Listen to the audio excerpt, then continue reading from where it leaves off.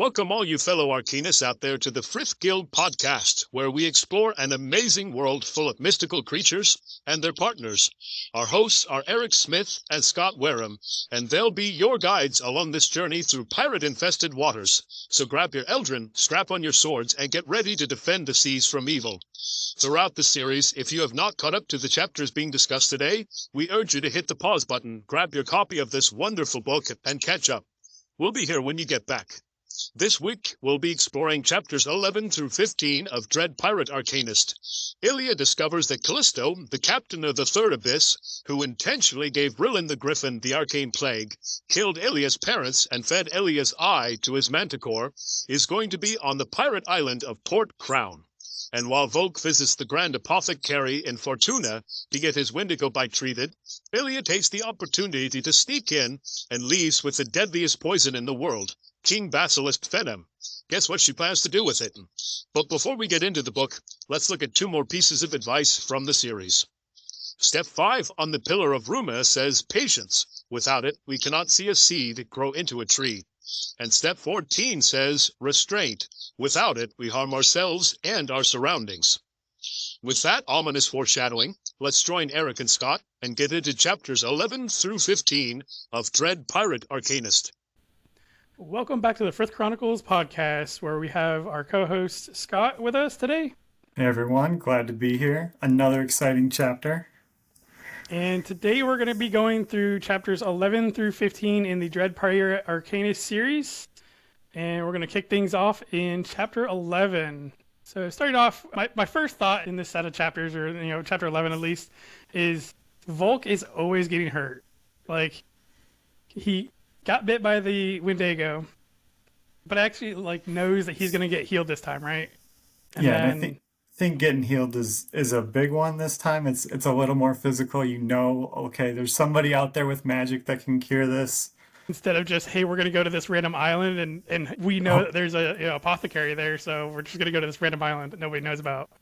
And then, so while we're in the bottom of the ship, Volke is kind of trying to heal, but his arm's not really healing because of the Wendigo bite.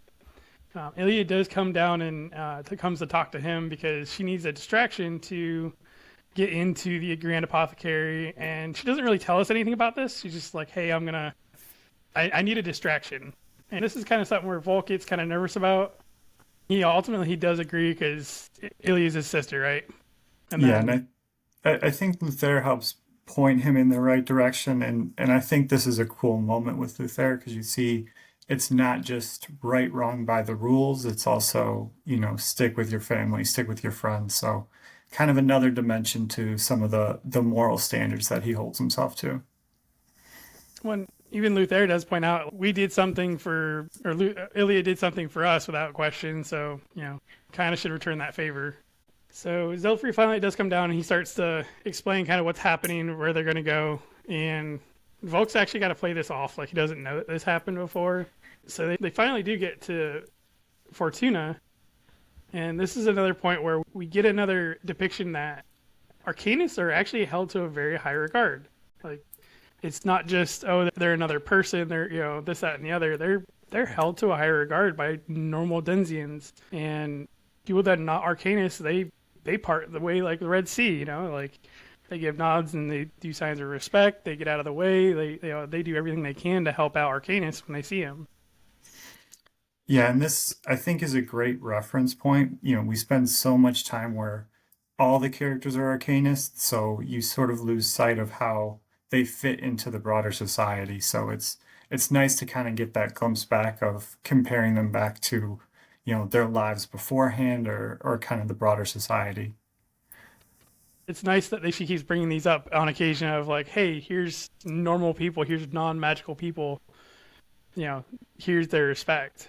As they walk over to the apothecary, Volke does kind of start asking Zelfree about when they're going to be taking on the Dread Pirate Callisto, because, Volke did kind of say, hey, we're going to take him out, The Frith Guild is going to take care of the Third Abyss.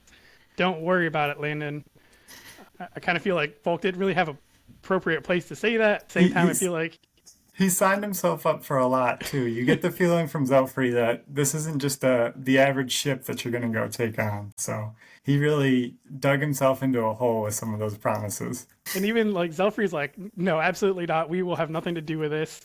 The Frith Guild will have more than likely nothing to do with this. But if it does come to us, it's not going to be us this time, okay? We are not dealing with this. And I kind of feel like, I don't know if it's him just being worried about his apprentices, or if this is kind of foreshadowing to later books. But I mean, Zelfree does have a pretty adamant voice about not wanting to do anything with Third Abyss.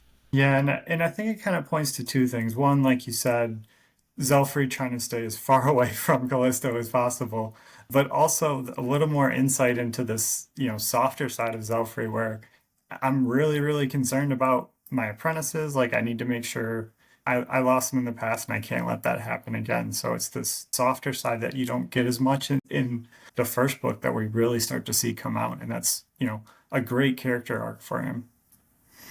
It's no longer just straight sarcasm and, calling them names. It's actually like, hey, I actually care for you and please don't die. I'd really not like to have that happen again. So they're getting pretty close to the apothecary. And Zelfree actually stops on the point, and he turns around, and Volke turns around at the same similar time, and he sees what he thinks is Nicolin. And granted, he's looking for Nicolin, so he knows Nicolin's probably there, and that's where Illia is too. But I feel like this is where Zelfree kind of catches Illia too, right?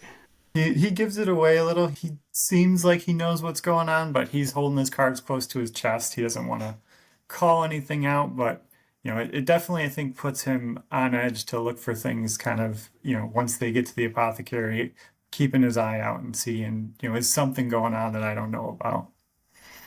Yeah. I love Zelfree's final remarks before he starts knocking on the door to the apothecary is, your answers to a one-word response. Do not engage a conversation at all costs, basically. And I know when I first read that, my thought is we're going to open the door to the darkest Grim Reaper of cranky old men that's just here to give us some sarcastic remarks. So Zelfree really sets the stage up for kind of the next few chapters and their time there. Especially with that title, Grand Apothecary, and you're just like, oh my gosh, what are they getting into? Is this worth it almost? Yeah, sell my soul to get a cure for this type of deal. Right. So we get into chapter 12 where we meet the Grand Apothecary, Lady Gilead Dravon. I always love when we're introduced to Master Arcanist, because most of the time we get a really good description of, and Shava does a really good job with describing their facial features in the sense of we don't know how old they are, but realistically, you can tell they're in their 40s, which for an Arcanist, okay, they're probably centuries old at this point. But one thing that she does really emphasize with these Arcanists is their laugh lines, or basically their crow feet. And I love how that kind of gives you a feeling of how they are, how they side. Liette, she's described with the laugh lines, and same with Lady Draven. And as soon as we meet her, she's just this springy, buoyant, kind person. You almost couldn't think, No, she is great, and she's the exact type of person you want to be around. And I think you can instantly tell why Zelfree wanted Volke to stay quiet. He wanted to make sure she was not getting any leverage that she could hold against her, or anything she could poke fun at. Well, he's such a sourpuss. I think she even calls him something similar to that. Come on, dude, relax a little bit. Yeah, he teases him kind of throughout the chapter, and you almost get the vibe of some flirty comments. So is there sexual tension between them? What's the vibe there? Is she being flirty? Is she just being friendly? There's a lot under the covers that's hard to tell with her. Yeah, and then we meet our new Eldrin, one of the new Eldrin in the series, a mythical creature. Her Eldrin is Alana, and her Eldrin is a Caladrius. And they're described as a pure white that would put the snow to shame. They have a parrot-like face, a gold beak, and they're very small even for being a fully grown, centuries-old mystical creature. And Volke's even commenting about how small the Caladrius Alana is, and then It's like, well, don't they grow over time? And I love how Gilly's just like, yeah, go check out that one over in the cage, and he goes and looks, and it's literally like the size of a hummingbird, I think is what they say.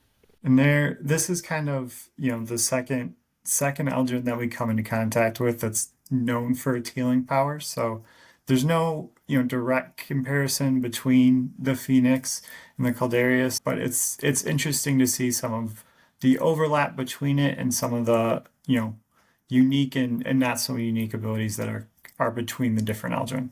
Like, both the Phoenix and the Caladrius can heal, but Caladrius are known mainly to heal, not where Phoenixes can, submit fire. But I like that there's a variety, I guess. So we do a little bit more information about the plague, and being in the apothecary, at least, we get a little bit better information about what's going on behind the scenes of curing the plague. And Gilly discusses that she is researching for the cure for the plague, but she doesn't have a cure for it. She just has something that can kind of start to slow the effects. And I mean, at least that she's working in the right direction with it. And she makes a comment about, like, she actually wants to see a Wendigo or have a Wendigo so that way she can, I don't say do more tests, but, try to work on some other things that she has in the works for it as far as the plague goes. And then we get our first, I think this is our first, like, factual true forms do exist in the series. And because she asked about the Wendigo, whether it's on 4 legs or 2 legs, and I have to admit, I first read that, I was like, are you telling me there's werewolves now too? And I first read this, and my instant thought is Pokemon evolution. Here we go. Charmander all the way up to Charizard here. Like, let's go. Exactly. What level do I have to get to? First question I would be asking is, how do I get my true form? Yep. And then Liette does kind of describe, to achieve true forms, the Arcanist must embody the principles and the telos of the mystical creature. And I know we do get more information later on down the road about true forms as well. Yeah, they talk a little bit, but there's kind of, each is unique to the Eldrin, so it's not the same. It's kind of mentioned earlier that Addie's, looking for a true form. We don't have the details of what that means for a Phoenix, but, it's, you can only wonder what the traits that a Phoenix are looking for and how those would differ as compared to, protection, which would line up with being a guild master. Where do you fall on the terms of the telos that you're trying to achieve? Right. Well, it also makes me wonder, like, as far as, is it easier to achieve it by just happening upon it, or, like, can you achieve it while trying to achieve it, Yeah, and there's so little known about it that, trying to achieve it, you could easily be working in the wrong direction. So it's very complicated. I really like the added dimension to it in terms of continued growth, continued progression, and kind of that master level of achievement and fulfillment. So now that we've been introduced and Volke has seen the hatchling Atlas turtle that's got a bonsai tree growing out of its shell, because, that's pretty cool. Gilly goes to look for the medication for Volke, and Zelfree goes with her, and Volke goes all like Mission Impossible to create this distraction for Illia. And he just obliterates all of the glassware in the hallways by knocking the bookshelves over. Yes, it is much more of a distraction than I think he was looking for, and I can only imagine his horror when the whole room starts to collapse and he's worried about, oh, am I going to have to pay Gilly back for all of this? What have I done? And then imagine, like, Zelfree turning around just as shocked and awed as he is. It's going full on, Brendan Fraser, the mummy, just every bookshelf after that one started toppling over too. He's looking at it and says, that's not an accident. That's a little too big to one I could have maybe handled, but all of them, this is getting suspicious. So you always get the inkling that he is at least suspect of Volke's doing. This does give Illia the perfect chance to get in there and do whatever she needs to do in there. Moving into chapter 13, Gilly gets the medication for Volke and she puts it on him, and I guess it takes a while to go into effect for him since it's medication and not magic. And she starts to kind of give us more of a rundown on the arcane plague and kind of how it works.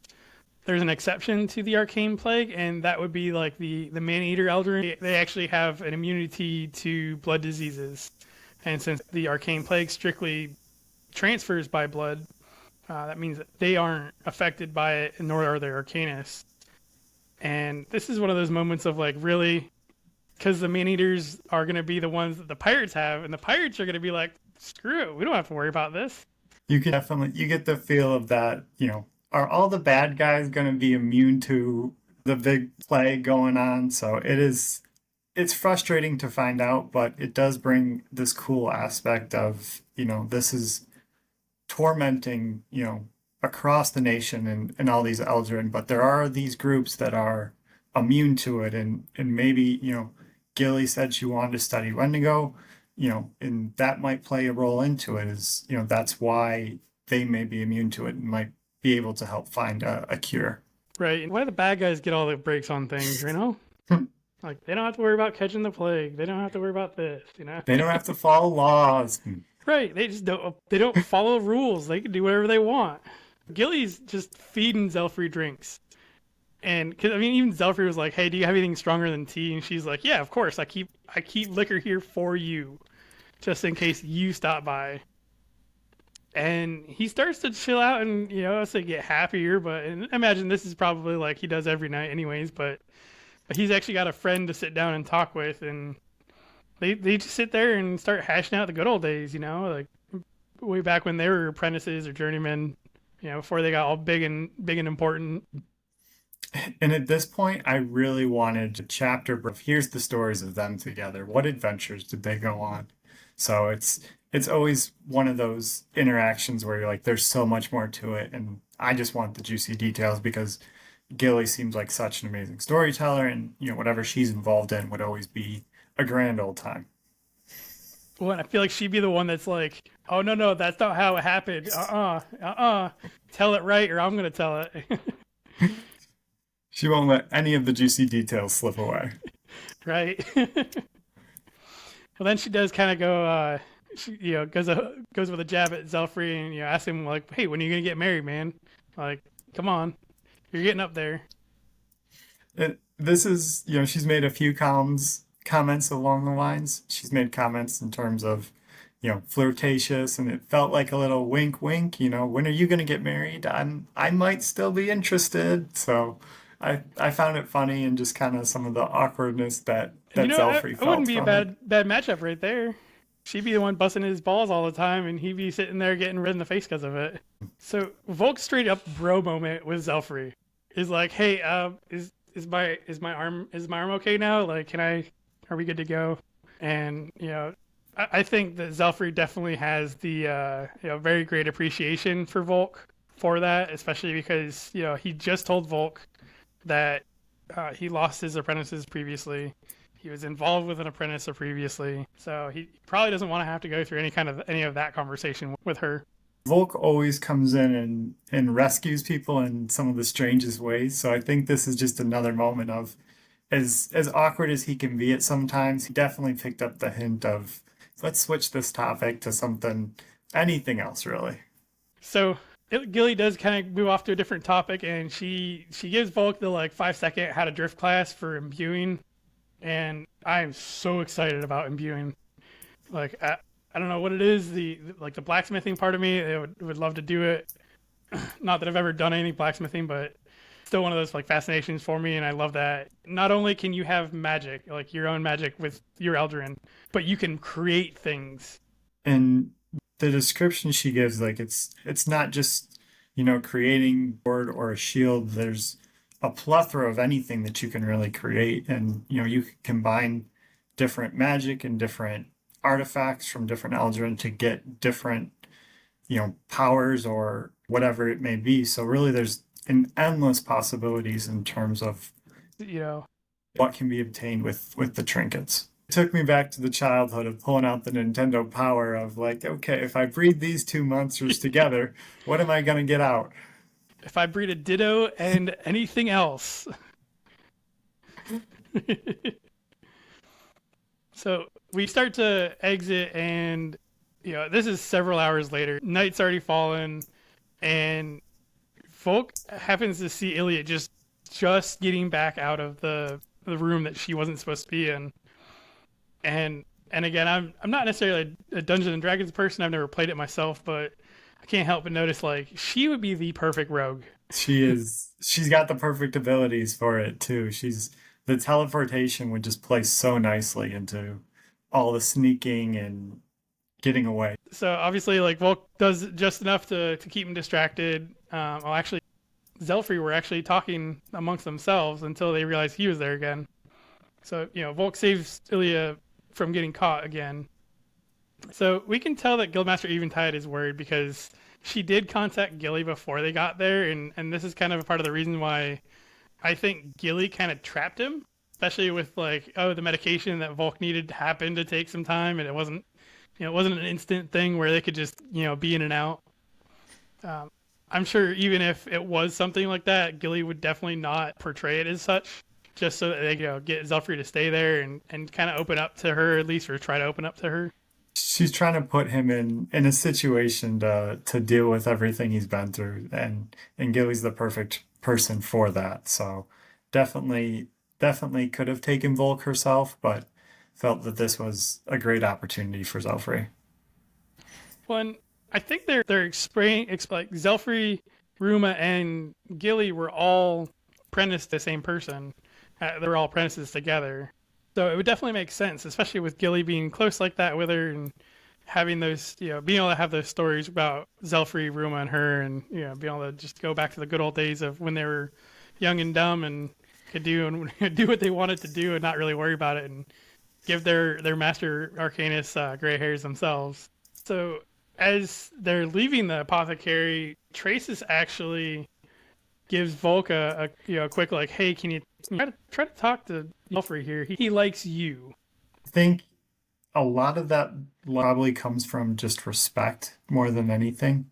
Volk struggling with the second bonding, everything that he's willing to put up with to, like he said, kind of achieve this life dream of his, and everywhere that he helps his other apprentices and, team first mentality. So I think it's this level of respect of, he is really dedicated. He wants to be here, and, that garners a lot of respect from Zelfree. Yeah, I love that Volk looks for the pillar to help with inspiration, and he kind of has to go there with it. And unfortunately, Zelfree is like, hey, have you ever had to bury a friend? Yeah, it's like, oh yeah, I was a grave digger. Duh. Like, yeah, I've buried a lot of people. Insert canned laughter. It just felt like the comedic relief coming in, and I absolutely loved it. The perfect time to give some sass. Right. So it's that like, I'll let that one slide.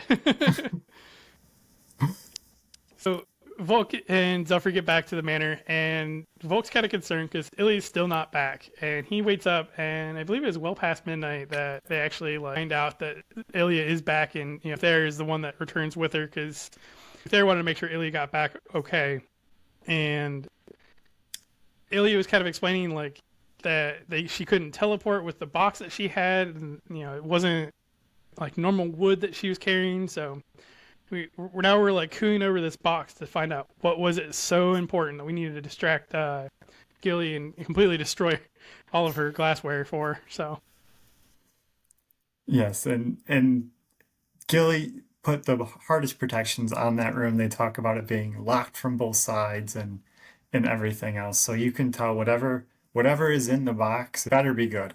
He said it something drastic is in there, and she does say that she ended up taking some King Basilisk venom, and yeah, at first it's kind of that like, oh gosh, this is like Harry, it's a snake from Harry Potter. Like what? Like, oh gosh. And we do find out that one drop could kill a person. Seriously, not something to play with. This is radioactive material. So yeah. Moving into chapter 14, we get Illia setting up the plan to kill Callisto, and she says he's at Port Crown, which is this very, very sketchy pirate island, and she has the basilisk venom. So she's going to go in and use the basilisk venom to kill him and teleport out. And I think my first thought was, this is easy. We kill the Batman. this plan does not feel fully thought out, but she is extremely confident in it and says, pretty much relying on the fact of, if anything goes wrong or goes by the wayside, I can teleport, which is concerning because she just got into a situation where she couldn't teleport. Yeah, and like all of her contingency plan is, oh, just teleport out of there. Like, you just couldn't teleport. What happens then? Like, I like your confidence. I really do. Kudos to you for that. However, I need you to think about things just a little bit more, okay? Yes, and the plan feels very rushed. Volk was just bitten recently, so in order for Illia to come up with this wasn't something that has been concocted for years with dedicated research. This is something that's she's put together. Also without knowing, hey, he's going to be in his environment in this pirate infested island, and you're going to walk in there. So even if you do get to him, what about everyone else? And Ilya's kind of like, well, like, look, I outran a Leviathan in the water. Give me a little bit of, grace here. But she does kind of break down and was like, look, I just want to be the hero of my own story. Taking Callisto down because he's the one that took my eye and killed my parents. And I think this whole thing puts Volk in a really difficult position. On one hand, he does not support her plan, which I can fully agree with him. Very, very bold plan. He's surprised and offended by this at the very least. How could you do this after, I've supported you? So there's, as much as he's trying to be the voice of reason, she is not having any of it. You don't want to help me out when I've helped you without any questions before. And she brings up a couple good points, with Ruma, going along with that without a second thought. And unfortunately for him, she's not swayed. She decides she's gonna follow through with him. So she takes off, and Volk does the one thing that I think would be the most frustrating. He decides to think on it for a few hours. So he's got a few options. Does he go to Zelfree? Does he chase after her? What does he do? But he's stuck in this indecisive state really until Luther brings him out of it in terms of, well, you pacing back and forth isn't going to solve the issue. So you might as well find something else to do. He obviously Volk starts to go looking for everybody else, the rest of the apprentices that he's with. And of course, Illia grabs Hexa and Zaxxas. Of all six of them, the three biggest hotheads are the ones that are going to go try to Callisto. And, Justin and Addie are left behind. Volk goes and kind of goes to talk to them, first going to Adelgis and, one walking in and seeing right away that he has his shirt off and there's this strange discoloration lump sort of on his side that he's, very quick to cover up. And this was one of those things where, I know we're panicking about Illia, but I feel like we should ask a question or two about this, or, something is going on there that Adelgis isn't really willing to speak to right now. When he even asked Volk later on, when he finally does get out in the hall, hey, did you see anything when you were in there? And Volk's like, no, what do you mean? What are you talking about, man? It's dark in there. So I feel like Volk could have at least, like, hey, are you okay? Does it? I won't tell, but do I need to be aware? Do I need to carry an inhaler around in case you have an asthma attack? I'll hold your EpiPen if I need to. Yeah, so I think this is something that would have been good for Volk, but like you were saying, he's got that, Illia, Hexa, and Zaxxas are out, trying to take out the pirate. Closest alligator to the boat at this point. Got to pick which the priority is rather than worrying about it too much. I feel like he should have kept that in the back of his head a little bit and maybe readdressed it at some point, or I don't know, like an hour or two when they're on a ship for 8 days sailing out to to Port Crown. He talks about having time to train. He's like, I might as well work on my stamina and completely forget about my friend who has some sort of issue going on. And I think this is, nobody thinks to say something to Zelfree.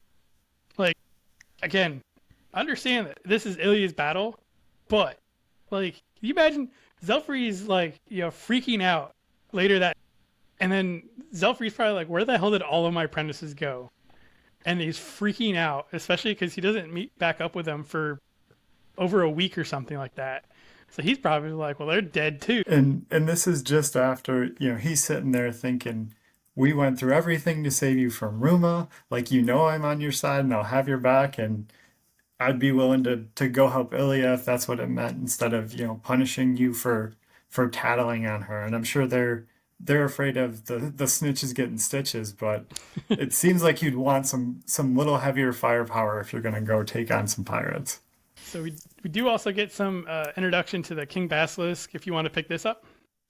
Yeah, so, and I was really excited for this, mainly because when I first Googled what a king basilisk is, it's pretty much a serpent chicken.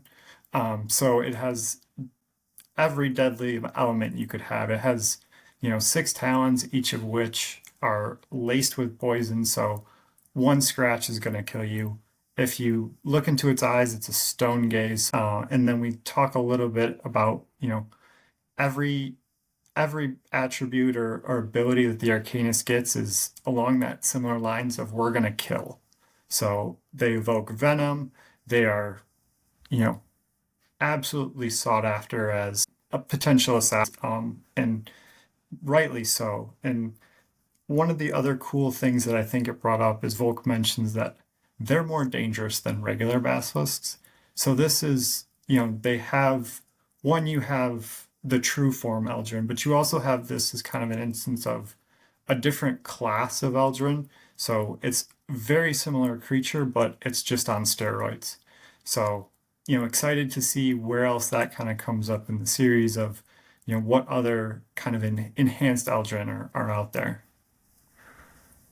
It's like everything that it could possibly kill is put into a King Basilisk. Yes, and it's frightening and it is amazing all in one giant bunch. So moving into chapter, Volke leaves, of course, like we mentioned, runs into the guildmaster and is now trying to talk his way out of why he's leaving so late. So Eventide kind of plays the cool parent here, where it seems like, I know you're up to no good, but I'm just gonna kind of let this slide and, do my own research on the side to make sure everything's okay, So really cool interaction with them, I think, in some of the freedom that, even as apprentices, they're yes. And the group, Volke, Addy, Adelgis, they take off to catch Illia and Fortuna, and find out that they just miss her there.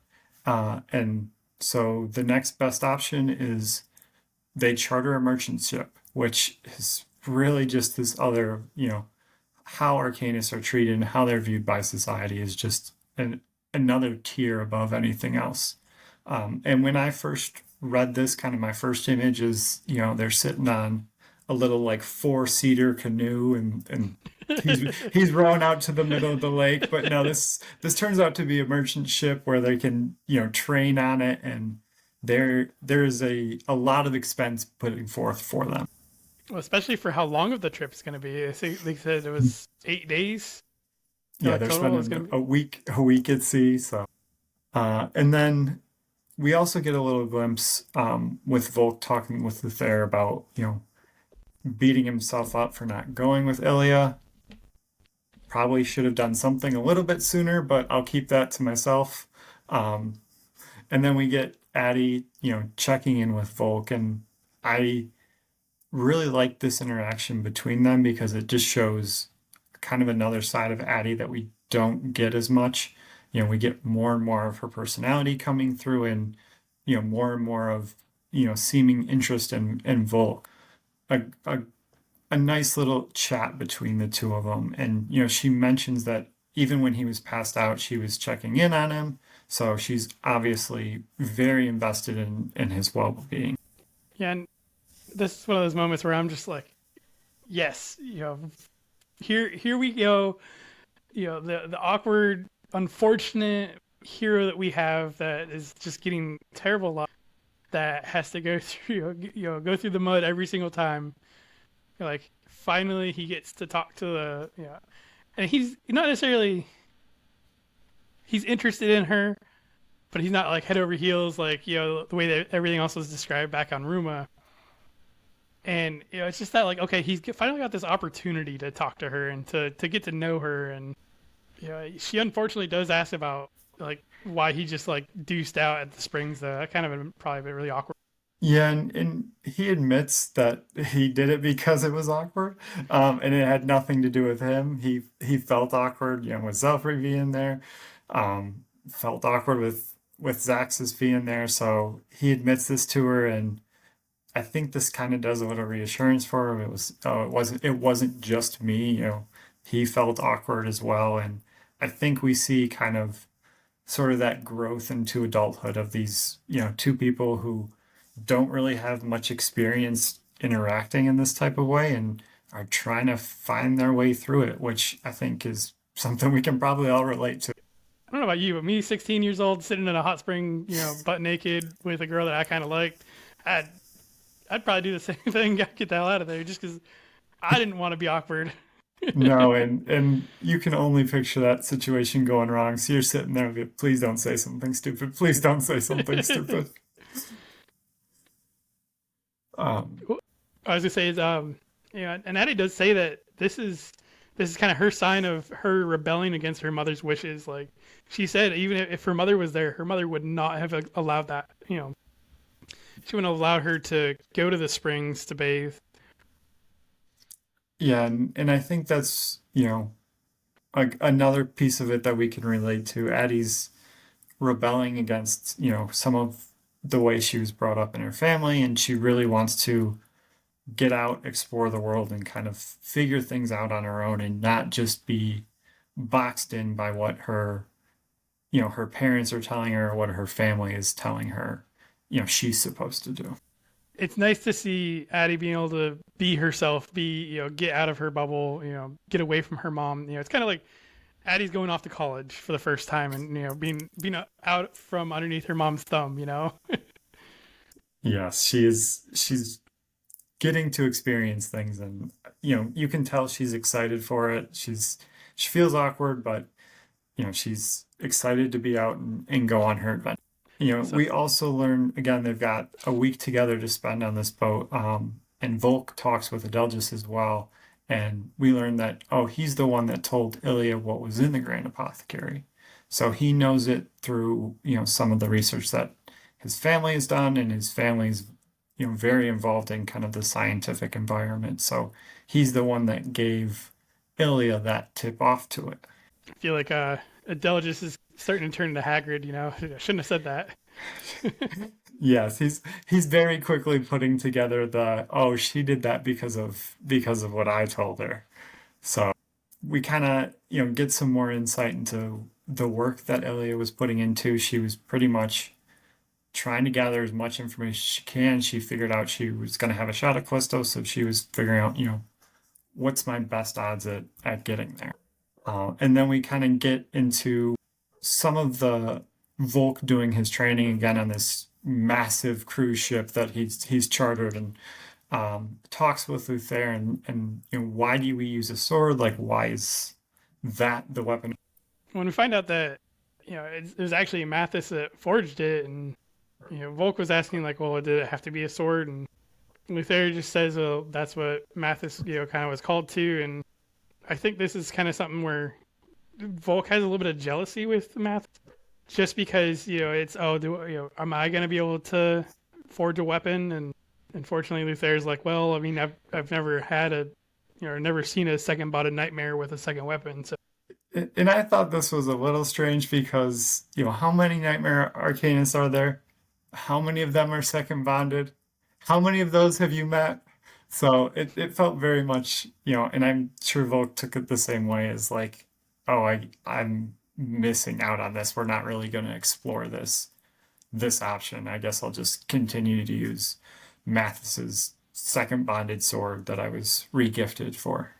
I mean, in all fairness though, he got like the epic level sword as a brand new player. Okay, he won the lottery here.